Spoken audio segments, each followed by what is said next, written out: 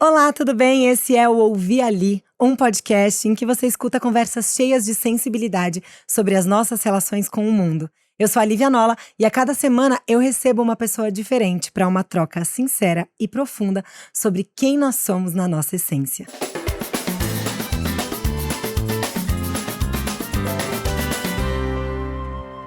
E hoje eu tenho o imenso prazer de receber ele, Jean William. Bem-vindo! Muito obrigado, Li. Obrigadíssimo. Estou feliz demais de estar aqui, ainda mais com esse papo que eu adoro. Exatamente, eu tô muito feliz de te receber também, muito feliz com essa troca. Você viu que eu te apresentei dizendo só o seu nome, mas não disse o seu ofício. Não disse sua profissão, porque aqui eu gosto de, num primeiro momento, que a gente se apresente dizendo quem a gente é, para além das nossas profissões e ofícios, cargos, crachás. Então, quem é Jean William para além da sua profissão? Eu acho que eu sou um buscador. Acho que uma palavra que me define bem, assim. Eu uso algumas ferramentas, né, obviamente, para me definir dessa maneira, ou pelo menos para me presumir assim. Né, eu sou um buscador, assim, eu acredito na humanidade, esse sou eu. E o que é esse buscador e essa pessoa que acredita e tem fé na humanidade te levou a fazer o que você faz, que é cantar divinamente, ser um tenor da música erudita, lírica, mas que traz o popular também tão forte em você? Olha, eu acho que a minha árvore da vida é muito generosa, assim, né? Eu comecei a cantar por causa do meu avô, né? Meu avô é um músico autodidata, hoje tem 90 anos, né? E comecei a cantar por causa dele na minha casa e eu cantava olhando pro céu. É uma história que eu gosto de contar, porque eu subi em cima do telhado da minha casa, que era uma cidade pequenininha no interior de São Paulo, perto de Ribeirão Barrinhas, Preto. né? Barrinha. Barrinha, que é do lado de Sertãozinho. Do Sertãozinho lado onde de você nasceu. Sertãozinho, isso. Mas eu cresci nessa cidade, Barrinha.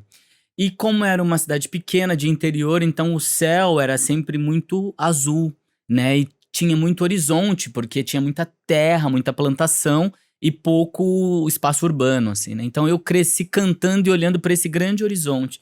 E acho que esse exercício diário na minha infância me trouxe, né, um pouco dessa semente de buscador, assim. Depois eu fui encontrando ao longo do meu caminho pessoas que foram me guiando e me levando ao encontro de outras maneiras de me tornar um buscador. Então, eu acho que o meu cantar acima da minha profissão, ele é a minha essência.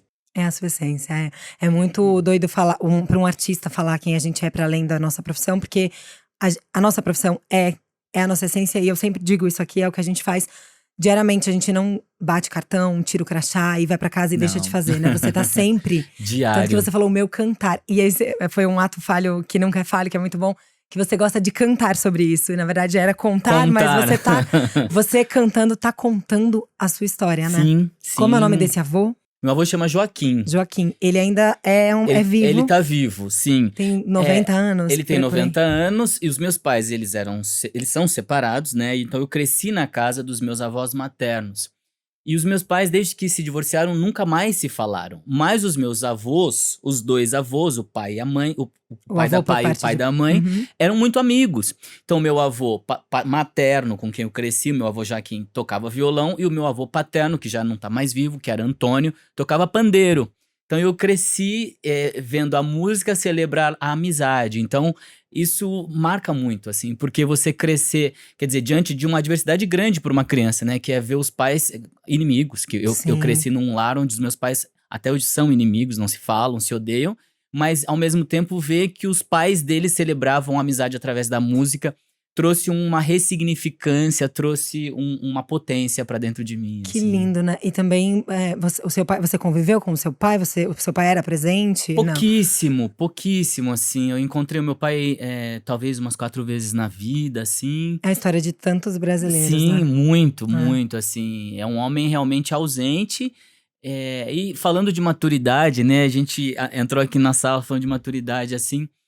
Hoje eu acho que eu tenho um pouco de resiliência para entender, assim, essa distância, todos os conflitos que ele enfrenta, né, a questão da imaturidade no momento em que eu nasci. Claro, eu não posso romantizar o abandono paterno, Sim. não é isso. Enfim, essa coisa é muito séria, mas ao mesmo tempo acho que pra dentro de mim, eu preciso fazer as pazes com essa história pra que Claro. ela não me machuque mais, não fique mais dolorida. Aí a assim. maturidade traz isso. Você Exato. falou sobre. A gente tava, antes de entrar no ar, falando sobre. Nós somos contemporâneos mesmo. A gente nasceu com 20 dias de diferença. Um último dia, penúltimo dia de Escorpião e uma sagitariana. 20 de novembro e 8 de dezembro de 85. Então você vai fazer 39. Eu também. A gente tava Sim. falando sobre como a maturidade, o quanto eu estou gostando muito dos 35 mais, porque eu ainda tenho uma. A gente tem, né, um corpo físico ainda, um vigor, uma disposição, mas a gente tem uma maturidade muito grande. Isso que você falou agora sobre a relação com seu pai é uma maturidade que a gente só atinge com o tempo, né? Sim. Não tem como a gente também, sendo jovem, entender. A gente tem raiva, tem frustrações, tem traumas. Mas eu acho que eu vou pegar carona na tua introdução, assim. Eu acho que a maturidade, ela precisa… O ápice da maturidade é quando você entende que o outro é um ser humano. Ele não é o seu pai, ele não é a sua mãe, ele não é seu tio, seu namorado, quem quer que seja. Ele é um ser humano extremamente complexo, né? Exato. Então, assim, obviamente que a gente tem acordos que nos organizam dentro de uma sociedade e que faz com que a gente funcione, né? E isso vai evitar problemas, traumas, dores, frustrações, uma série de coisas. Mas, ao mesmo tempo, a gente precisa humanizar o erro do outro, a falha do outro e tentar ao menos conviver de maneira, sei lá, pacífica com aquilo, né, assim. Eu gosto muito de uma frase da psicanálise que fala que não existem culpados, estão todos traumatizados. Sim. Obviamente que você trouxe aí que tem um contexto, por exemplo, a gente vive numa sociedade patriarcal em que a mulher é responsável pelo cuidado e o homem, normalmente, né, a gente não generaliza, mas normalmente ele tem essa passabilidade de um abandono, assim. Sim. Ele tinha que trabalhar, ou… homem, No caso do meu pai não tinha nada a ver com o trabalho, ele era aventureiro ou abandona mesmo, assim, porque, era sei lá, outras um mulheres. grande conquistador, Isso. casou inúmeras vezes, teve inúmeros filhos, então eu não sou o único que sofreu com Esse essa abandono. responsabilidade. E voltando lá pra… E tem também, isso, né, o homem sempre… nos foi construído, é uma sociedade que construiu a gente para que o homem tivesse esse direito de ter várias mulheres. O casamento é uma coisa também do capitalismo. E aí a gente vai chegar num lugar muito longe. Mas eu quero voltar para sua infância para entender. Você cantava olhando para o céu. E como que o canto erudito entrou na sua vida? Porque você era uma criança mesmo, né? Sim, essa é uma história muito bonita. Porque eu tinha uma vizinhança de pessoas que eram descendentes de italiano, né? Então, assim, na minha cidade tinha muito descendente de italiano, assim. A minha vizinha, do lado direito da casa da minha avó, eram enfim, a família inteira, mas duas mulheres, duas irmãs, que ouviam muito disco de música italiana popular. E especificamente um disco da Zizi Posse. Que ela gravou só canções Que italianas. ela gravou um disco lindo que chama Passione. Eu amo esse disco, eu vou fazer uma homenagem pra esse CD, eu vou fazer um show em homenagem pra esse CD. Nossa, vai ser lindo te ouvindo cantar. Porque merece, assim. E foi pra novela, né? Sim, aí teve Per Amor, enfim, teve inúmeras músicas que a Zizi gravou que depois viraram trilha sonora de novelas, assim. Então, a primeira influência que eu tive foram as novelas de época, contando a história dos imigrantes, e esses CDs da Zizi Posse que as minhas vizinhas ouviam.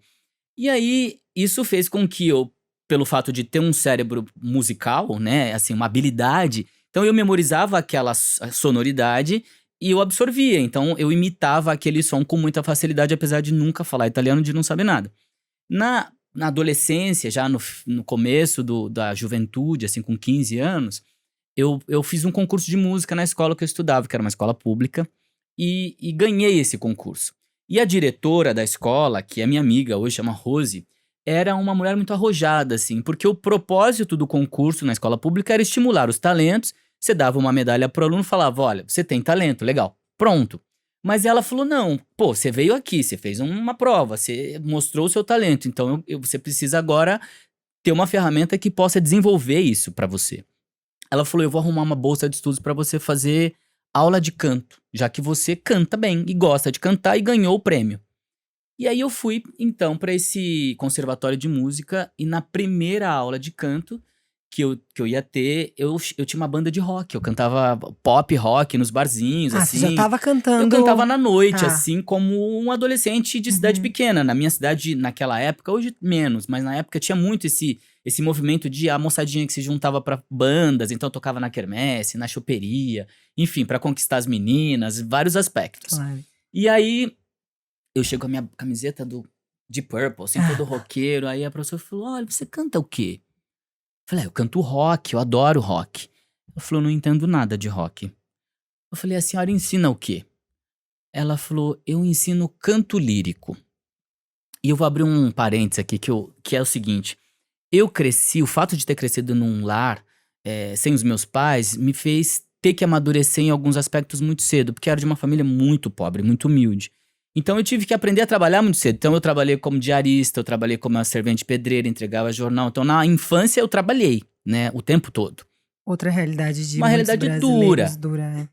E aí, naquele momento que ela falou que não sabia nada de rock, e eu não queria perder aquela oportunidade de estudar canto, porque era a única coisa que eu tinha realmente paixão, desejo, vocação. Eu falei, canto lírico é aquele Pavarotti? Ela falou, sim, você conhece o Pavarotti? Eu falei, vejo na abertura das Olimpíadas, nas novelas e tal. Eu falei, eu sei imitar esse Pavarotti. Ela falou, imagina, ninguém imita o Pavarotti. Falei, eu imito. E comecei a cantar a propaganda do sorvete, não sei se você se lembra. Do corneto, que ele fazia, era a música… Que era O Sole Mio, a música. Em cima do Sole E eu Mio. comecei, O Sole Mio, e aí dá-me um corneto. E aí… Delícia, já ouvi. Depois você vai ter que fazer uma palhinha, uma música, um pedaço. Canto. E aí ela falou, olha, como imitador você é péssimo, mas essa é a sua voz. Aí eu falei, pera, minha voz? Ela falou, o que você tá fazendo é uma impostação vocal. Se você estudar canto, você pode se tornar um cantor lírico. O Pavarotti eu acho que você não vai conseguir ser, já existe. Mas você pode ser um cantor lírico. O Jean William. E aí ela comecei a ter aulas com ela, começamos a estudar canto e tal. E ali eu comecei a ver que aquilo era interessante. E aí, eu não sei se era só a novidade do adolescente, e eu fiquei muito focado em aprender aquele repertório, mais propriamente da música popular italiana, que é o que ela estava me ensinando naquele momento, e algumas áreas sacras, assim. E aí, passado alguns meses, a diretora da escola, a Rose, falou que queria saber o que eu estava aprendendo. Bom, agora que você está aprendendo canto, quero saber o que você está aprendendo. Você não quer cantar num simpósio de educação para uns professores que vão se reunir e você abre esse simpósio lá com uma música bonita, para você fazer bonito. Aí arrumamos um menino para tocar o piano e eu pedi à professora uma canção. Ela falou, olha, eu vou te dar uma canção bem conhecida que assim todo mundo vai reconhecer e vai se emocionar. E me deu a canção eu falei que eu era desastrado. Tem problema, eu faço isso o tempo inteiro, bato no microfone. Desculpe. Eu adoro receber pessoas desastradas porque eu sou desastrada. Já contei histórias aqui de desligar computador de chefe que eu tropecei, ó, coisa… Quebrar manequim de loja. Vou parar de reger. Sinta-se, pode reger. Aqui. E aí, eu fui cantar, então, Com Te Partirò, que era uma canção que estava muito famosa na época. Foi em 2003, ou seja, tem 21 anos essa história. E aí tinha um púlpito, e todo mundo que ia falar, falava atrás do púlpito, declamava poemas atrás do púlpito. E aí eu falei, bom, quando for a minha vez eu tenho que cantar atrás do púlpito. E aí me chamaram, eu fui pra trás do púlpito, peguei o microfone e comecei a cantar. Ou seja, pouquíssimas pessoas me viam, a maioria só ouvia, porque eu sou baixinho. Aqui não dá pra ver que você está sentado, mas eu sou baixinho. Olha a minha perninha aqui balançando. A perninha dele tá que nem de criança. E você ficou escondido atrás do púlpito. Eu fiquei escondido atrás do púlpito. E aí, quando eu saí de trás do púlpito, cantando com aquela música incrível, aquela voz, e eu tinha um corpo muito mignon, uma aparência muito de criança. Eu tinha 15 anos, mas parecia que eu tinha 11. Então, os professores ficaram surpresos e falaram, meu Deus, não era uma gravação, era ao vivo. E aí veio uma professora, chamada Júlia, e falou assim que eu era a reencarnação do Caruso. Sempre uma professora, né? Sempre uma professora. Eu falei, Caruso, eu não sei o que é Caruso. Falei, se for coisa boa, falei, reencarnação, não faço ideia o que seja. Não sabia. Ela falou, olha, você tem que fazer faculdade de música, tem que estudar na USP. Eu falei, eu não sei o que é USP. O que é faculdade? Não sabia, realmente não sabia o que era USP. Não tinha acesso a essa informação, não chegava pra você. E essa professora, ela grudou, ela falou, não, eu vou dar um jeito. Ela começou a ir na escola que eu estudava e eu corria. Quando ela aparecia, eu corria dela, assim. Um dia eu tomei coragem, ela tava parada e eu tapei os olhos dela. E aí ela falou, bom, eu tenho certeza que só pode ser o Jean. Aí eu falei, como a senhora sabia que era eu? Ela falou, porque você é meu 5º filho. Falei, ai meu Deus, primeiro era a reencarnação, depois era a cabeça, agora é o 5º filho. Falei, mas vamos lá, né? Aí naquele dia ela falou, você quer ir na minha casa? Eu falei, bom, eu tô no horário da escola, não posso, tem que pedir pra diretora. E essa dona professora Júlia, ela era funcionária da diretoria de ensino, era uma assistente técnico-pedagógica, uma professora de geografia. Então ela dava curso pros professores da rede pública. Ela pediu pra diretora, a diretora falou, se for rápido, pode ir. Cheguei na casa dela, tinha um piano de armário numa sala muito bonita, um jardim, o jardineiro cuidando do jardim, uma cozinheira fazendo a comida, né? Então você imagina, meu avô corta cana, minha avó era faxineira, Sim. e eu entro. Aí eu falei, nossa, uma mansão, uma casa incrível. E corri pro piano, e comecei a tocar Ave Maria de Schubert no piano, cantando em latim. Aí ela olhou pra mim e falou. Aí a cozinheira chorando, o moço que tava cuidando das plantas, o jardineiro, chorando. Aí ela olhou pra mim e falou: como é que você sabe tocar piano e E como a música é cantar universal, né? Porque tava todo mundo emocionado. emocionado? Eu falei: olha, essa música toca no rádio às 6 da tarde. Foi lá que eu aprendi. E o piano? Eu falei, minha avó tinha me dado esses pianinhos, lembra se lembra uns pianinhos vermelhinhos do Paraguai, Lembro, assim? E eu pequenininho. ficava brincando naquilo e meu avô me ensinava a fazer os acordes meio de ouvido. Então eu fui lá e comecei a tocar de ouvido. Aí ela falou, não, isso é muito interessante. Ela falou, você não quer morar aqui na minha casa? Eu falei, meu Olha. Deus, agora ela quer que eu more na casa dela. Aí eu falei, olha, pra quê? Ela falou, porque eu quero que você estude. Eu acho que o seu talento ele precisa ser desenvolvido. Falei, eu preciso pedir pra minha avó e pro meu avô se eles deixam. Ela falou, bom, tem telefone na sua casa? Falei, tem. Então nós vamos ligar lá e vamos descobrir. Ela pegou o telefone e eu pensava, minha avó não vai deixar. Porque eu sou o netinho queridinho da minha avó. Imagina, criadinho da vovó. Aí ela ligou e falou, olha, dona Iraci, meu nome é Júlia, eu sou professora, trabalho na escola que o Jean estuda aqui em Sertãozinho. E eu queria pedir pra senhora se a senhora deixa ele morar na minha casa durante a semana, porque eu quero que ele estude. E a minha avó falou: se é pra estudar, não precisa nem voltar hoje. Ah, que lindo. Nossa. E aí eu falei: pô, podia ter feito um pouquinho de charme, né? Fala, não, vai voltar pra cá. Mas que E coisa, né? Porque quantas crianças, adolescentes você era, que não tiveram. Ela viu em você, ela viu que você só precisava de oportunidade pra sim, estudar, né? sim, Porque você já tinha conexão com a música, a sua sim. família. Existia o talento. É, Né, o talento ele era latente, né, e não era um talento escondido, era latente, né, porque eu tava o tempo todo cantando na escola, cantando na igreja, cantando no bar, cantando na quermesse, nos casamentos. Eu tava o tempo todo gritando pro mundo que era aquilo que eu queria ser, mas tinha um caminho que eu precisava seguir para que a gente institucionalizasse isso, né, porque e tudo como chegar, né, nesse caminho? e Quantas barreiras você ia enfrentar? se não tivesse alguém pegando nas minhas Exato. mãos, Barreiras assim. sociais, raciais, né? Todas, todas.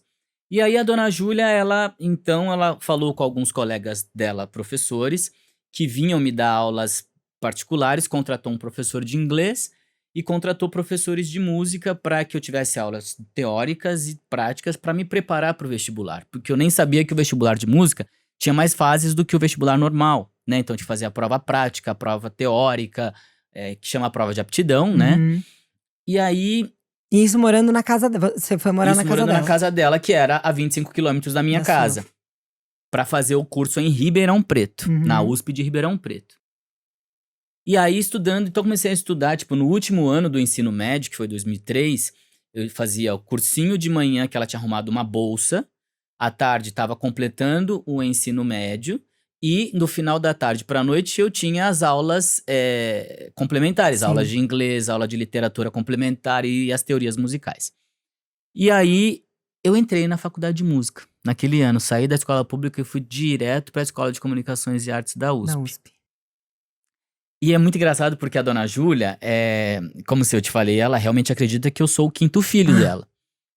E aí, Nossa, ela já tinha 4 filhos. 4 filhos, E todos mais te velhos do acolheu. que eu. Ah, E sentado na mesa, almoçando, frequentando a casa dela, o marido dela, hoje aposentado, era médico, ginecologista obstetra. E um dia ele era um homem muito sério, assim, tal, muito, né? Aí ele falou: você nasceu aonde? Eu falei: nasci aqui em Sertãozinho, na Santa Casa de Misericórdia. E qual foi o médico que fez seu parto? Eu falei: Não faço Não ideia. sei. Minha mãe teve pré-eclâmpsia e uma série de coisas. Eu falei, minha mãe tava com a pressão, o parto foi às pressas, teve que fazer uma cesariana, porque eu nasci até prematuro. E aí ele foi procurar registros e viu que ele tinha sido médico, que tinha feito o meu parto. Nossa, não acredito. Gente, que Aí, história. aí a dona Júlia falou, tá vendo como eu te contei que você era meu quinto filho? É, e era pra vocês se encontrarem. Era um encontro que tava marcado, assim. É.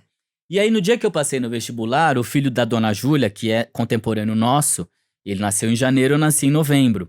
O Du, ele também estava fazendo vestibular.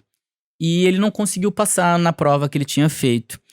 E aí, ele, olhando o resultado no computador, ele desceu e falou: Mãe, o Jean passou, eu não passei. E aí a dona Júlia nem se tocou que o filho não tinha passado, pegou o carro, foi Uma comprar um festa. monte de coisa pra fazer festa, bateu o carro e demorou um tempo pra ela processar e falar: Poxa, meu filho, boa sorte, vamos esperar o De próximo ano, novo. aquela coisa e tal. Mas Enfim, você também é filho dela e passou e deu esse orgulho. então esse acolhimento, esse amor, assim, dessa mulher foi muito importante para que, mais do que entrar na USP, mais do que me transformar num profissional da música, e de maneira alguma desmerecendo a minha profissão que eu amo, mas esse acolhimento, esse amor me abriu os olhos para que eu pudesse ver a vida de um outro jeito. Por uma outra linha. E não que tenha faltado o amor da minha avó e do meu avô. Absolutamente não faltou. Ao contrário, tinha de sobra. E ao contrário, eles que te fizeram também ter essa relação com a música desde Sim. sempre. O seu avô não trabalhou com música, mas você tava agora podendo trabalhar com Sim, música que ele não. honrando a história dele através da minha, exatamente. Mas assim, a dona Júlia me fez enxergar o mundo. Ela abriu as portas do mundo e falou: olha pra tudo que você pode tocar, tudo que você pode querer, tudo que você pode desejar. Você é efetivamente uma pessoa livre pra ser, né? E acolher quem você é, assim. Então, Que lindo. Isso também diz muito sobre né, tem tanta gente que acredita em meritocracia e que acredita em que o ponto de partida das pessoas é igual, né? E não. olha que, na verdade, você precisava de uma oportunidade. E tantas pessoas, é o que eu acabei de falar, tantas crianças que têm talento, não só pra arte, né? Mas podem ser ciência, engenheiros. pros esportes. Exatamente. E que não vão ter essa oportunidade. Sim. Então, ali, você só precisava de acesso. É por isso que a gente tem que estimular os projetos sociais, né? Porque eu sempre digo que eu conto uma história, que é a minha história efetivamente, que é fora de série. É uma história fora de série, assim. Uhum. Porque eu não vou, claro, dar todos os detalhes, porque são muitos. Mas a junção dessas histórias é realmente um filme, assim. Tem um livro, né? Você tem uma Tem biografia um livro, tem uma sobre biografia, a sua vida. sim. Como é o nome do livro? Chama O Resumo da O Ópera. Resumo da Ópera. Quem escreveu? O Elcio Padovez. O Elcio, eu quero ler, porque eu fui pesquisar muito a sua história, mas eu ainda não li o livro. Eu vou te trazer de presente. E a sua história é, assim, é realmente É uma história diferente, assim. Pode virar uma ópera, né? Sim, pode virar um musical, um filme, musical. mas não é esse o meu propósito. Mas, quer dizer, a minha oportunidade foi dada de uma maneira muito peculiar. Mas não quer dizer que outras pessoas não possam se transformar e não possam se realizar profissionalmente. Claro. Então, os projetos sociais, como o projeto Guri, o projeto da Fundação Baquiana, né, os projetos de esporte, do SESI, tantos projetos que estimulam, que descobrem, que impulsionam carreiras, talentos, eles precisam continuar existindo. A gente precisa acreditar que projeto social muda a nossa sociedade efetivamente. Efetivamente, você é a prova disso. Não era um projeto, exatamente um projeto social, mas foi numa professora que olhou. Mas dentro de uma mentalidade. Dentro de uma mentalidade, exatamente. E hoje você trabalha com o projeto também, você leva pra escola também, pra escolas públicas, né? Sim, eu faço concertos didáticos dentro de escolas municipais, escolas estaduais. E dentro desse concerto didático eu procuro contar um pouco da minha história, porque eu acho que o exemplo arrasta. Né, é sempre bom assim, e sempre com muito cuidado, porque quando você vai lidar com pessoas que estão numa situação de vulnerabilidade, você tem que ter muito cuidado para que a sua história não se torne um instrumento de ostentação. Ai, como ele é bom, ai, como ele é talentoso, ai, como ele tem sucesso, ai, como ele ganha dinheiro, etc, etc, etc. Não, você tem que ter sensibilidade para dizer pro outro que, acima de qualquer coisa, o que importa é a sua realização. né, a sua construção como ser humano, né? Então, ter esse cuidado, ter esse respeito, né, é muito importante dentro desse trabalho também, assim. Claro, e também entender que não foi fácil, né? Não Não. foi assim, porque aí você, voltando pra esse momento em que você entra na faculdade. Primeiro, não deve ter sido fácil acompanhar de início, porque você teve uma… Uma defasagem. Normalmente quem faz faculdade de música, não é uma regra, mas a grande maioria, são pessoas que já vêm de anos de prática. Quem estuda piano, por exemplo, estudou no mínimo 5 anos, 10 anos de piano, quem toca um violino. Você vai fazer uma prova numa faculdade de música, você tem que ter um mínimo de preparo. Hoje, graças a Deus, retomo esse assunto, os projetos sociais, eles preparam os alunos para esses vestibulares. Na minha época, ainda não estava tão estruturado assim. Então, quando eu comecei a ter aula, eu reprovei algumas matérias, e isso obviamente me deixou muito frustrado, com muito medo. Falei, eu acho que não sirvo muito bem para isso daqui, né? O ambiente acadêmico, a linguagem acadêmica, né? Eu não sabia o que era USP, e de repente eu tinha que estudar, fazer trabalhos, fazer fichamentos, coisas de livros que eu não imaginava, tinha um vocabulário que eu não dominava, né, e me relacionar com os colegas, né. Tinha outras pessoas negras na sua turma ali? Eu era o único homem. Não, tinha uma mulher negra e um homem negro. Nós éramos os únicos, assim. E principalmente nessa área também do canto erudito, lírico, que já é uma área também, né, em que é uma área predominantemente, por conta disso, de estudo, de acesso, Eurocentrada. de pessoa É uma cultura eurocentrada. Exato. Né? Você já Obviamente, estuda as óperas europeias, né? a essência, a natureza desse trabalho, desse ofício, nasceu na Europa, né? Obviamente que nós temos pessoas pretas inseridas dentro do mercado da ópera no mundo inteiro, Sim. né? Eu citaria pelo menos 50 nomes de pessoas ao redor do mundo que estão fazendo sua trajetória, mas isso não as poupa do racismo, do preconceito, e não me poupou, obviamente, né? Por exemplo, quando eu era jovem, eu fazia muito concurso de música, fazia muito festival de música, assim. E eu ouvi de uma professora que me disse que eu não deveria investir na carreira de cantor de ópera, porque eu era preto. E que não existiam príncipes negros. E aí, você imagina, eu tinha, sei lá, 18 anos, assim. Aí eu corri pra dona Júlia e falei, olha, a professora falou isso. Aí ela falou, você não deve acreditar nela, porque não é verdade, né? Enfim. Mas assim, o preconceito… Mas você podia ter acreditado e desistido. Sim. E o preconceito tá em lugares que não deveria, que teoricamente deveriam ser espaços seguros. Aí, porque a gente falou bem de uma professora, mas também existem professores que que serão racistas, né? Que serão… E que também existem príncipes. Existem histórias maravilhosas a serem contadas de pessoas negras. Só que quais são as histórias que escolhem contar também, né? Então tem toda uma reflexão sobre isso. Vamos escolher a narrativa, né? Exatamente.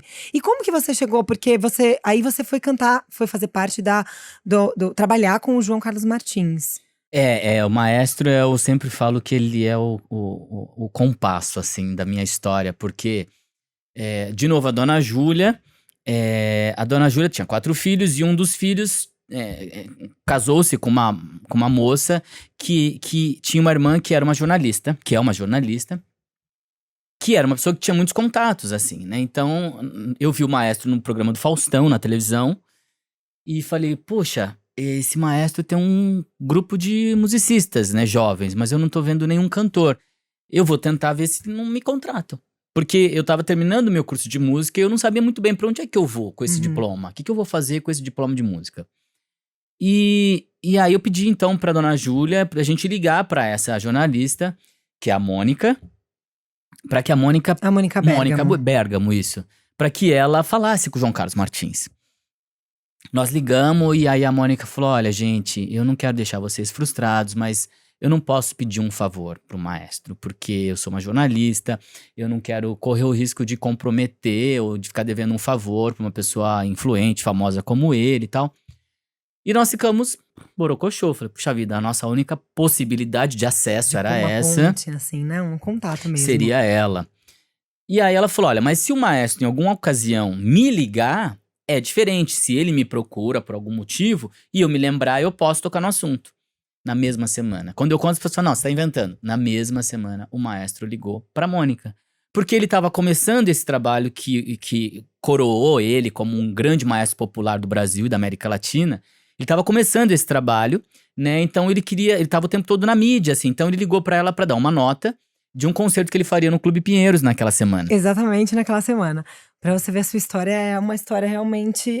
É curiosa. A ser contada. Ela falou, maestro, olha, eu não quero que o senhor se sinta acuado por mim, mas a minha irmã tem um cunhado afetivo no interior, assim, assim, assim. Menino muito talentoso. Eu queria saber se tem alguém da sua orquestra que pode ouvi-lo. Assim, porque a gente quer saber que rumos que ele pode tomar na vida, assim. Ele cantou de ópera e tal. E o maestro falou, Mônica, uma profissão como cantor de ópera é uma coisa muito difícil.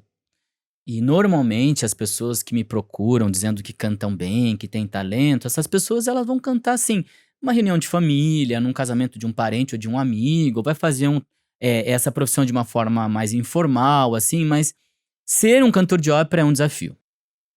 Mas em consideração a você, diga para esse rapaz que venha na minha casa, que eu mesmo vou ouvi-lo. E aí a Mônica ligou, Jean, o maestro vai te ouvir, olha, faz bonito, tal. E aí tomei o ônibus da Cometa e vim até São Paulo para poder… Mas essa viagem deve ter durado 50 horas. Mas eu pra vim num você, Cometa. né? E voando, assim, Nossa. porque os pensamentos voando, assim, É. tipo, meu Deus, o que vai acontecer? Hoje pode ser o dia que a minha vida vai mudar, né? E aí entrei na casa do maestro e tava ele com o padre Marcelo, Dom Fernando, a esposa do maestro sentados. E aí me sentei e comecei a comer um lanche que ele ofereceu e ele me perguntou quantos anos eu tinha, de onde eu vinha, etc, etc. Ele falou, bom, nome bonito você tem. Vamos ver se você canta bonito também. E ele sentou no piano da sala da casa dele, pegou a partitura que eu tinha levado, que era uma música do Handel, uma área de ópera do Handel, e começou a tocar. E o padre Marcelo se colocou do lado, assim, em posição, como se estivesse rezando. Tem um vídeo, é muito bom porque tem um vídeo, assim. E eu comecei a cantar na igreja. Eu era de grupo de jovem, da igreja. Então, pra mim, o padre Marcelo é um ícone, Claro. né, desse universo. E ele tava ali abençoando você. Então, pra mim, eu falei, meu Deus, tá escrito nas estrelas. O padre Marcelo tá rezando, não tem como dar errado. E aí o maestro parou no meio da música, olhou pra mim e falou, rapaz, você tem compromisso amanhã? O que você vai fazer amanhã? Isso era uma sexta-feira, e aí perguntando o que eu faria no sábado. Falei, maestro, eu canto em casamento. Amanhã eu tenho um casamento com um grupo lá de Ribeirão Preto. Ele falou, não, amanhã você vai ser o solista da minha orquestra. Nossa. E aí aí eu tive que cancelar o casamento, pedir desculpa pra noiva e tal, e ficar em São Paulo, e nunca mais voltei. Começou a trabalhar com ele. Comecei a trabalhar com ele, virei bolsista. Ele estava naquele ano começando um projeto com o SESI, que até hoje existe, né? Que é a Baquiana Filarmônica SESI São Paulo. E eu me tornei bolsista, o único cantor bolsista, né, do projeto. E aí comecei a viajar ao Brasil, enfim, outros lugares do Brasil, do mundo, cantando com a sua orquestra, cantando com o maestro.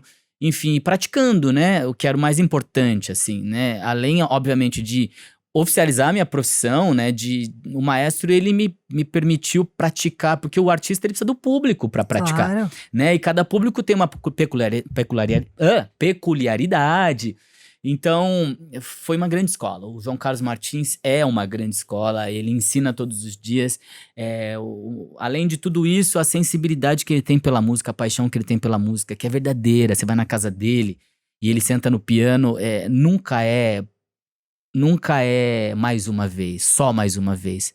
É a primeira vez. É um acontecimento. É a primeira vez. Ele toca aquela música como se ele estivesse aprendendo aquilo de novo, assim. Então é muito bonito você ver a poesia que existe, sabe, do artista que tá hoje com mais de 80 anos e que em nenhum momento, como é que eu posso dizer? Tratou a música com desprezo, com descaso, sempre com devoção, com respeito, com reverência. Ensina muito, né? E ele ter também te escutado, claro, teve alguém que te apresentou e tal, mas ter tido esse cuidado de te escutar na casa dele e logo te convidar, obviamente, porque ouviu a sua voz. Sim, a confiança nesse talento, né? De novo, a confiança no talento. Né? E eu vi ele tem uma, não sei se é no livro ou se é alguma entrevista que eu vi sua, falando dele dando uma declaração também sobre você, sobre o seu talento, sua disciplina também, né? Porque é muito necessário, né? Pra trabalhar. nessa Sim, área, ter disciplina, sim. ter comprometimento. E ter saúde mental. Ser artista, enfim, acho que a saúde mental é um assunto que é público, é pra todo mundo, assim, né? Mas eu acho que ser artista me obrigou a cuidar da minha saúde mental, assim, porque, obviamente, nem tudo foram flores, existiram inúmeros desafios, né? Algumas frustrações, muitos nãos, muitos sims também, né? Então, lidar com a saúde mental, assim, foi muito importante, né? Assim, e o maestro também me trouxe um pouco, me abriu os olhos pra isso, porque você imagina você ser um fenômeno mundial e do dia pra noite você não pode mais fazer aquilo que você ama fazer, né? Então você deprime. Então, assim, é importante olhar pra saúde mental, É. né? E porque junto com a fama ou o sucesso ou a visibilidade, que como chamarem, né? Porque é diferente, sucesso de fama, o que é sucesso, né? Pra cada um. Sim. Mas com a visibilidade que você teve, vem outras. Porque aí você foi cantar fora do Brasil, você foi pra Sim, eu cantei em Itália, 13 países, morou morei em fora. Milão, né? Cantei pra Príncipe de Príncipe de Mônaco. Mônaco, Aqui cantei pro também, Papa. cantou pro Papa aqui no Cantei Brasil. Papa Francisco, cantei com ícones da música popular, como a Laura Pausini, a Sandy, a Fafá de Belém, a Mônica Salmazo, enfim, tanta gente, Chitãozinho e Chororó, assim, eu sou do interior, então pra mim sertanejo, aquela.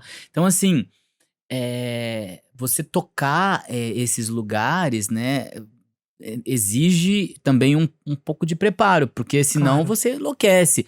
Porque é diferente, e hoje, obviamente, eu tenho maturidade pra entender e luto pra que não seja eternamente assim. O que eu faço, comparado a outros segmentos da música, obviamente que vai ter um outro tipo de impacto, um outro tipo de visibilidade, outro tipo de retorno comercial, financeiro, É, diferente do né? pop, né? É Do popular diferente, né? brasileiro. Então, assim, eu me lembro, eu sempre conto essa história, porque quando eu comecei a ter essa visibilidade, o Luan Santana estava começando, assim. E meu avô, obviamente, é um homem simples que assiste programa de música sertaneja. Uhum. Então, meu avô via sempre o Luan Santana, e às vezes ele via o Luan Santana e depois estava eu lá em algum programa de alguma TV famosa.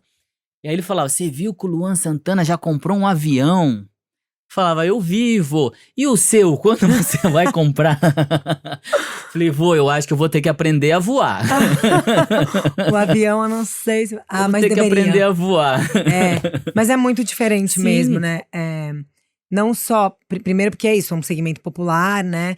E tem a grande massa, o mainstream chamado, né? sim. E o seu segmento, ele é um segmento, é mais segmentado mesmo, né? Segmentado, exato. Mas também tem toda a, tem várias questões, né, envolvidas aí também. Sim, algumas bem complexas. Você falou, a gente estava falando do João Carlos Martins, e ele fala também nesse depoimento que ele deu sobre você, falando sobre o racismo latente mesmo, né? Sim, Não só na sua área, mas em sim, várias áreas, em todas as sim. áreas. Ser um homem preto, nos dias de hoje ainda, de certa maneira, para algumas pessoas é um problema. Para algumas pessoas, você ser preto, como eu ouvi, não existe tenor preto, Não existe príncipe, preto cantando italiano, nunca quem canta vi. samba, né? Porque tem esse É, estereótipo que se você faz música e é uma pessoa preta, você tá fazendo é. samba. Eu me lembro que uma época, eu gosto muito desse estilo crossover, né? Assim, que traz um pouco dessa técnica da música erudita, do canto lírico, né? E essa impostação, mas que coloca dentro de arranjos de música popular ou de temas muito conhecidos, como Cinema Paradiso, enfim, músicas realmente muito Você tem 2 shows famosas. em que você faz esse trabalho, né, de unir o Sim, o popular. Grandes Temas. Que eu até peguei aqui porque eu achei muito legal essa fusão, assim, que você faz. Eu vou anotar, como é o nome? Um é Origens, Raízes Raízes Caipiras. Caipiras, e que eu faço isso com a música brasileira. Brasileira. Porque aí eu comecei a entender, eu falei, bom, mas existe, né? Eu via, sei lá, esses artistas Il Volo, o Andrea Bocelli fazendo isso com a música italiana, né? E a música, e algumas horas cantando em francês, cantando em alemão, cantando em inglês. Falei, mas a nossa música também é possível cantar dessa maneira, também tem essa beleza. Você pega uma canção linda, inspirada numa obra do Bach, por exemplo, como O Céu de Santo Amaro, Sim. né? Você pode cantar isso com a delicadeza como é que eu posso dizer? Com as nuances que tem o canto lírico, sem perder em nenhum momento a qualidade do texto, enfim, vamos entrar num assunto técnico. Uhum. E eu me inspirava muito num cantor que chamava Josh Groban. É um cantor americano que fazia justamente isso que eu também gostava. E aí, eu me encontrei com uma pessoa que era uma pessoa do showbiz, assim, e tal. Falei: "Olha, eu acho que a gente podia fazer isso, aqui no Brasil. Eu acho que eu poderia, de alguma forma, reproduzir, né, isso que esse cara faz no mundo inteiro". E aí o que eu ouvi foi: "Veja bem, você também tem uma voz bonita, ele tem uma voz bonita, seu timbre é bonito, dele é bonito, mas é que ele é mais padronizado. Branco. O que Americano, tava dizendo branco". é. E é muito louco, né, que as pessoas falam isso com uma Sem naturalidade, nenhum pudor. sem nenhum pudor. Naturalidade é uma palavra muito poética. Sem nenhum pudor. Vamos falar o que é. Sem É, pudor. De que forma vil, loucura. assim. E, É violento, né. como eu comecei tudo muito jovem, assim, então, algumas coisas eu ouvia e ainda tinha um pouco daquela resquício daquela mentalidade. Claro, eu cresci, por exemplo, os meus avós, que são pessoas ignorantes, né? Obviamente que eles reproduziram durante muito tempo coisas que eles ouviam e que diminuíam a condição ou a humanidade deles, assim. Então, sabe, negrinho e tantas outras coisas, assim. Então aí você fala: "Não, mas isso tá errado, não é assim que fala, não é assim que eu quero ser tratado, não é assim que eu quero", né. Então é muito difícil. Reproduzem inclusive um pensamento de que não é belo, né, não são pessoas É, bonitas. a questão da beleza, eu tive alguns problemas, a gente estava falando disso, né, o fato de eu ser baixinho nunca foi um problema pra mim, É, eu assim. eu ia te perguntar isso, Eu assim, amo ser baixinho, assim, eu adoro ter essa estatura, mas a questão estética, durante muito tempo, foi um problema. O meu cabelo, o meu nariz, por que que é diferente, né? Quer dizer, no fundo não é diferente. Essa é a minha natureza, sou eu, não existe nada de errado, nada de diferente. Sou eu, originalmente, assim, né? Mas essa comparação e essa imposição constante de um padrão de beleza, né, principalmente na adolescência, que você vê na minha adolescência quem eram os ícones, sei lá, tipo, deixa eu pensar, mas eram todos homens brancos, né, todos assim, homens brancos. mulheres brancas, assim, Claro. então E aí você falou diferente, diferente do quê? Do que é colocado como padrão, diferente. Aliás, aqui no Brasil é a maioria, né, não tem, mas é isso, a gente tá num dos países mais pretos e mais racistas do sim, mundo. sim, Então, e isso quando que veio essa sua, você falou que o João Carlos Martins ajudou nessa coisa da saúde mental, de você entender, de cuidar da saúde mental. Eu vi alguns posts seus no Instagram muito bonitos, você falando sobre você olhar pra criança que você foi, de se reconectar com essa criança, quando você tá inseguro, porque a criança tem essa coisa também de ser livre, mais sim, a livre, né, espontâneo. espontaneidade, a força. Como disse, a gente tem que buscar, né. Comecei a fazer terapia, com psicólogo, enfim. E aí, além, obviamente, de terapia, eu tive um relacionamento com uma pessoa que me levou pra conhecer ayahuasca. E eu era muito curioso, porque inclusive a dona Júlia sempre falava muito: "Ah, esse santo daime, eu sou curiosa pra saber o que é e tal, tal". Enfim, e eu fui na ayahuasca ter uma experiência, uma noite, num lugar chamado Instituto Pedra da Lua. E foi muito bonito, assim, mas foi tudo muito lúdico. A primeira experiência que eu tive, ela foi lúdica, assim, e me levou para um lugar calmo, sereno. Eu sempre fui uma pessoa muito espiritualizada, né? Eu sempre tive essa conexão com a espiritualidade. Então me deixou nesse lugar, assim. E aí toquei a minha vida, às vezes ia lá, tal, mas de uma forma muito despretensiosa, mais curiosa, na verdade. Mas aí, em algum momento da vida, eu tive depressão. Eu deprimi efetivamente, assim. E aí você fala: "Ah, como é que você", e a coisa mais Depois de ter sim, depois de já ter visibilidade. acontecido, Uhum. digamos, né, em Porque a gente começou a 2018. falar disso, mas não terminou, que junto com a fama, com a visibilidade do sucesso, vem cobranças, comparações, falta Sim, de privacidade, conflitos. você não saber mais quem você Sim, é. sim. E as projeções que as pessoas fazem em cima Isso. de você, né, ou seja, agora você tem que me dar, agora você tem que resolver, agora, sabe, Me esse dá tipo mais sempre, você né. tem que pagar, É, enfim. E aí enfim, eu deprimiu. acho que não quero culpar ninguém por isso, era um assunto meu, eu me deprimi muito, assim, eu tive uma depressão muito séria. Tive que fazer um tratamento e tal, e depois eu comecei a voltar pra ayahuasca.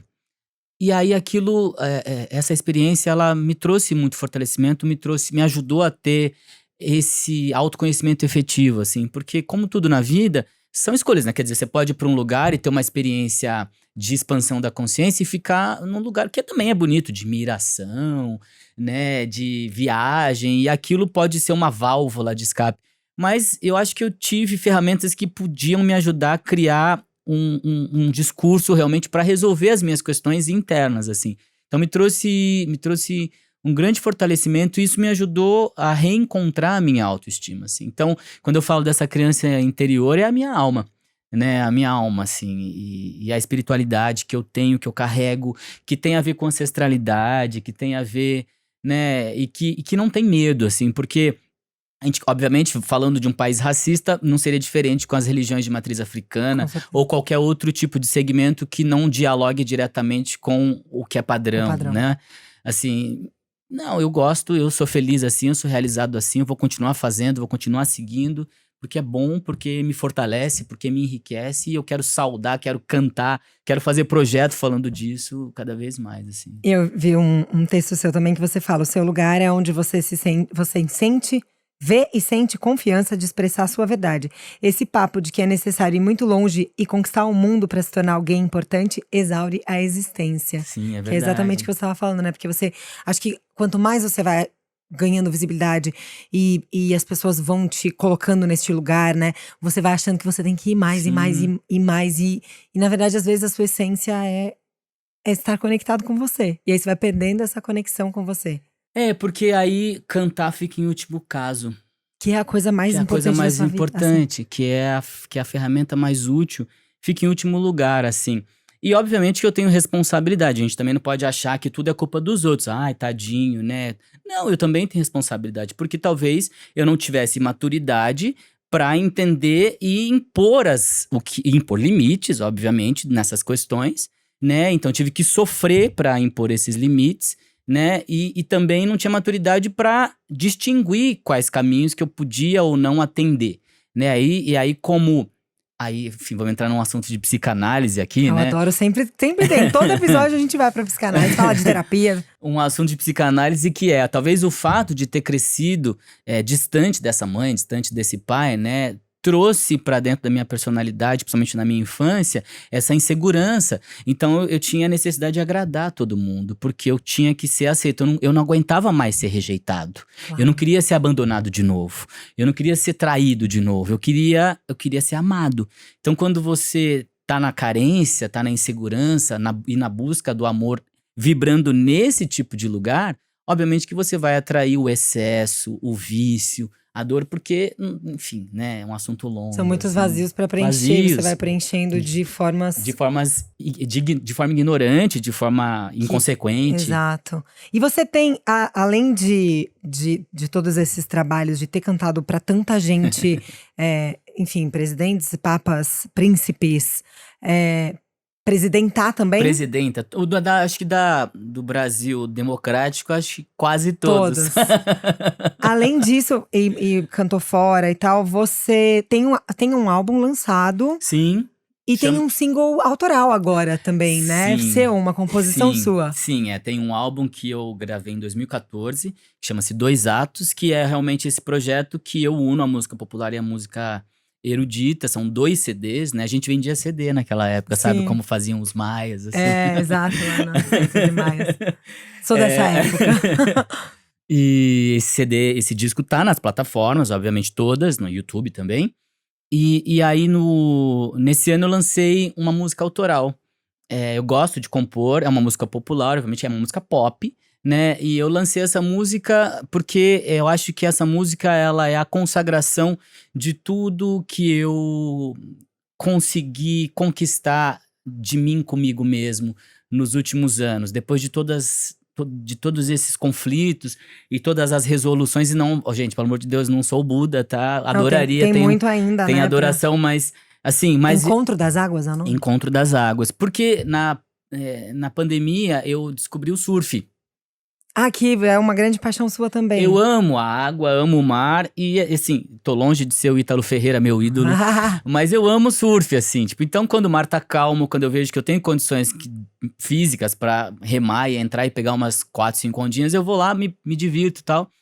Então, fala um pouco disso e fala do meu amor, obviamente, que tem como sobrenome Mar, né? Então eu uni essas duas paixões e fiz essa música. Que lindo, muito lindo. Eu vi que você lançou, inclusive, no Dia dos Namorados, Sim, né? no dia em homenagem 12. a Rodrigo Mar. Sim. Lindo, muito lindo. E você tá também agora com um trabalho com o Gilberto Gil e o Aldo Brizzi, Sim. que é Uma ópera. Uma ópera também.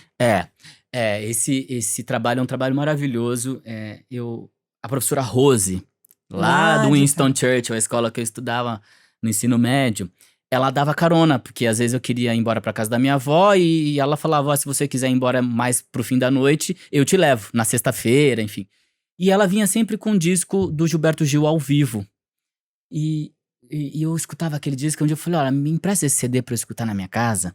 Nunca mais eu devolvi esse CD pra ela.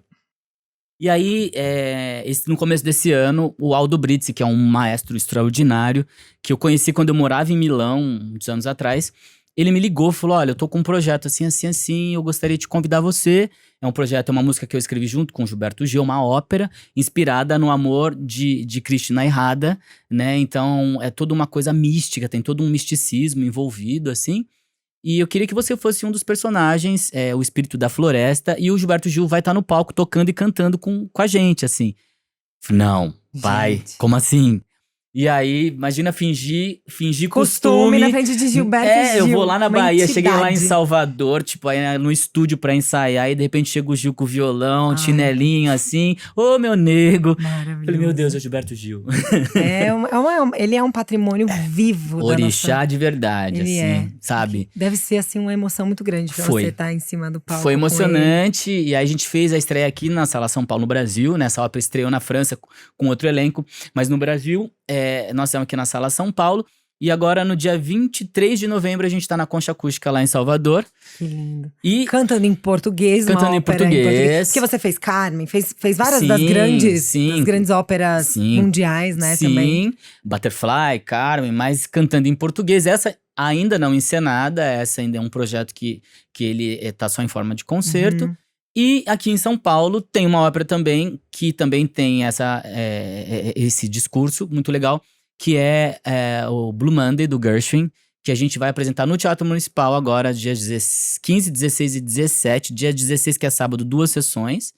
Que é uma história de um grupo de pessoas pretas que vivem nos Estados Unidos na década de 30. Então é um bar, assim, aí uma mulher muito ciumenta que descobre um telegrama que o namorado, que é um apostador, ela descobre que ele recebeu um telegrama, assim, e tal. E ela fica muito enciumada, achando que é de uma amante, que é de uma mulher, e ele anuncia que vai viajar, vai ficar longe muito tempo e tal. E ela fala, olha, você recebeu um telegrama de uma mulher e agora você tá indo viajar, você tá me traindo, e mata o Joe, que é o meu personagem. E aí quando ela lê o telegrama, que ela descobre que na verdade ele tá indo viajar porque ele tá indo ver a mãe, mas o telegrama diz que não precisava mais ir porque a mãe já tava morta fazia 3 anos. Nossa. E aí aquela culpa, aquele Que drama. história!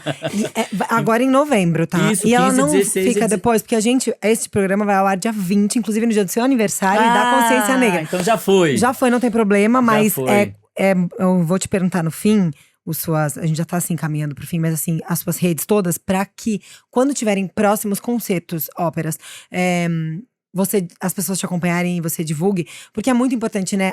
Tem gente aqui não sabe que, óbvio, a gente sempre acreditou que assistir um concerto, uma ópera é algo muito caro e inacessível, porque foi por muito tempo e Sim, claro. Mas existem concertos no Teatro Municipal gratuitos ou a preços populares, Sim. né? Na Sala São Paulo também. Sim, contando histórias de gente preta, né? Exato. Nesse caso, o Gershwin foi um revolucionário, né? Um príncipe preto. Que teve coragem de falar, gente, vamos contar a história dessas pessoas, né? E não necessariamente tinha que ser sempre pessoas escravizadas, né? Então, quer dizer, uma mulher que tá ali e conta a paixão dessa mulher, conta a humanidade dessa mulher que tá completamente tomada pelos ciúmes e que mata o seu amado, assim, né? Então, essa ópera tá na programação da Semana da Consciência Negra, do mês de né? novembro Do mês também. da Consciência Negra, mas depois eu acho que deve ter uma versão que fica disponível no YouTube. Tá. Mas é muito bom as pessoas terem acesso também, né? E saberem que podem ir à ópera a preços Populares, sim, eu populares. acho que é tipo R$ 30, assim, os ingressos. Porque tem muito também essa… foi por muito tempo difícil Essa de você assistir. elitização, né? É muito O elitizado. que as pessoas mais perguntam pra mim é, mas tem que ir vestido como? Eu falei, como você se sentir confortável, né? A maneira mais importante, eu sou rebelde, né? Então, eu acho que a gente vive num país muito quente. O Brasil é um país quente, a gente tem muito calor, assim. Então, gente, usar terno, gravata, se você não precisa, quer dizer, eu quando eu tô no palco, é um figurino, é Sim, uma forma de me vestir, porque envolve a minha imagem. Mas se eu não preciso, eu não preciso, né? Dá pra pra ir mais assistir não tranquilo. precisa ir, né? Dá mais tranquilo. Jean, nossa, que delícia conversar com você, muito bom. Eu queria ficar aqui a Obrigado. tarde toda, que a gente já começou de manhã, já foi pra tarde. E eu gosto muito de perguntar pra quem vem aqui conversar comigo dicas de… O programa chama Ouve Ali, Li sou eu, mas é o que você tem ouvido por ali, por aí. De não só música, que… claro que era uma dica também musical, mas também lido, assistido. Você falou que gosta de surf, coisas que você consome, que você gosta, pra dar de dica pra quem nos ouve. Bom, eu gosto de coisas variadas, assim. Como música, eu vou falar de música primeiro, porque é a chave É o seu sempre. lugar também. Né, eu gosto muito de uma pessoa que chama, uma mulher, uma compositora maravilhosa que chama Flávia Venceslau, não sei se você já ouviu falar dela. Não ouvi. A Flávia é uma compositora, a Bethânia acho que gravou uma música dela, eu não lembro exatamente o estado brasileiro onde que ela ela é, mas ela compõe música sobre as emoções do cotidiano da vida, assim, e são poesias que têm um pouco de psicanálise, um pouco de filosofia, coisas realmente lindas, assim, que vale muito a pena ouvir, porque toca diretamente na alma, assim. Flávia Venceslau. Flávia Venceslau, tá lá no Spotify, tem músicas que valem muito a pena, assim. Você pediu outra dica do quê? Você falou música? Pode ser série, livro, filme que você tem assistido ultimamente.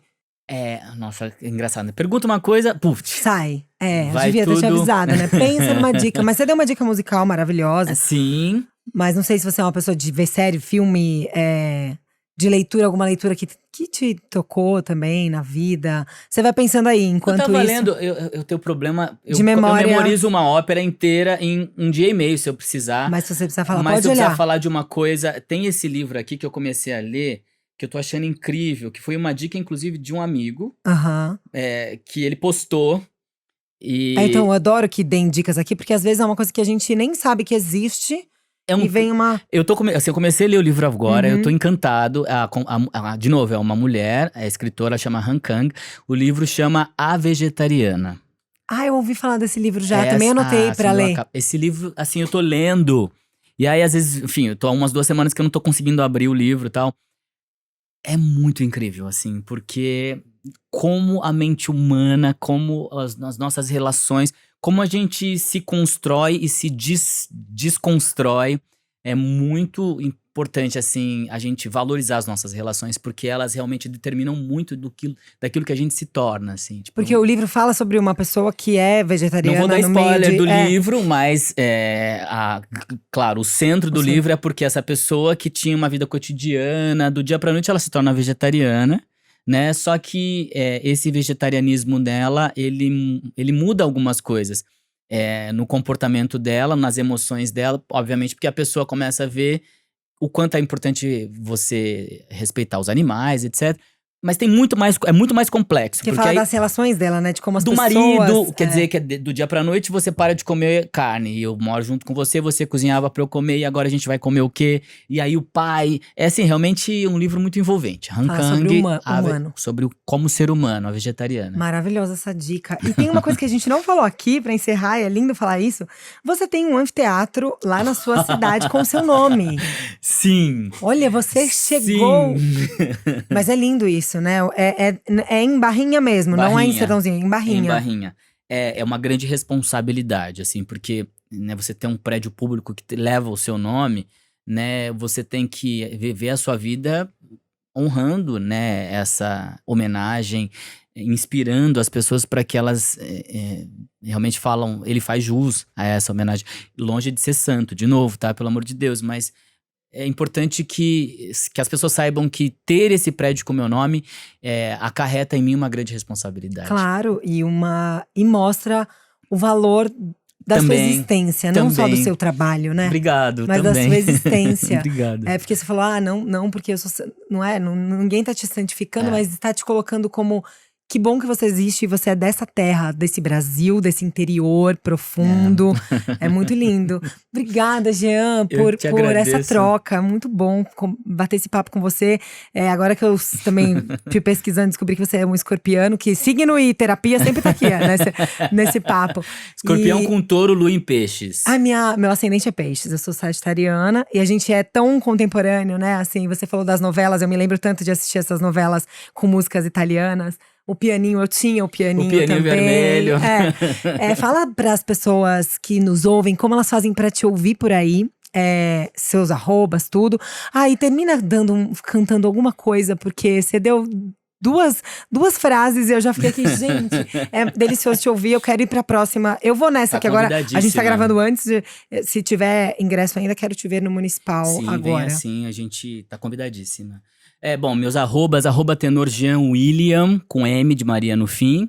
No Instagram, Facebook. 2 L's no Dois William. L's, 2 L's e M no final. Isso. No YouTube também, Tenor Jean William. E tem um site, nós temos um instituto, que é o Instituto Vocália. Né? Esse instituto ele faz um trabalho social, então a gente leva a música para inúmeros lugares, assim, então também pode procurar lá no Google. É isso. Maravilhoso, muito obrigada. Agora eu vou cantar. Cante o que você quiser.